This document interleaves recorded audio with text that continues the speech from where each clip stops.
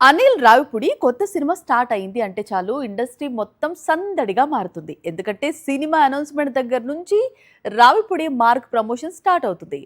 Release టైంకు peak stage create అవుతుంది. మన శంకర వరప్రసాద్ గారు ప్రమోషన్ గురించి ప్రత్యేకంగా చెప్పుకునేది ఏముంది?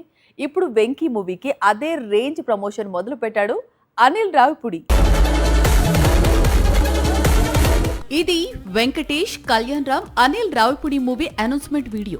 ఈ నెల 18న సినిమాను ఘనంగా ప్రారంభించి ఆ తర్వాత రెగ్యులర్ షూటింగ్ కు వెళ్లాలి అనేది అనిల్ రావిపూడి ప్లాన్. అందుకే అర్జెంట్ గా సడన్ సర్ప్రైజ్ గా మూవీ మ్యూజిక్ డైరెక్టర్ ను అనౌన్స్ చేశాడు.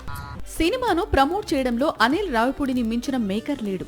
ఏ చిత్రాన్ని ఎలా ప్రమోట్ చేయాలో రావిపూడికి బాగా తెలుసు.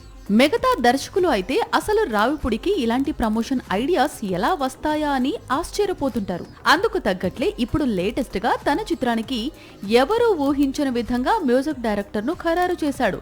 అందుకు జంధ్యాల తెరకెక్కించిన వివాహ భోజనంపులోని సూపర్ హిట్ కామెడీ సీన్ ను స్ఫూర్తిగా తీసుకున్నాడు. మణిరత్నం చిత్రం అనగానే రెహమాన్, రాజమౌళి మూవీకి కీరవాణి, సుకుమార్ సినిమాకు డిఎస్పీ, ఇవి సూపర్ హిట్ కాంబినేషన్స్.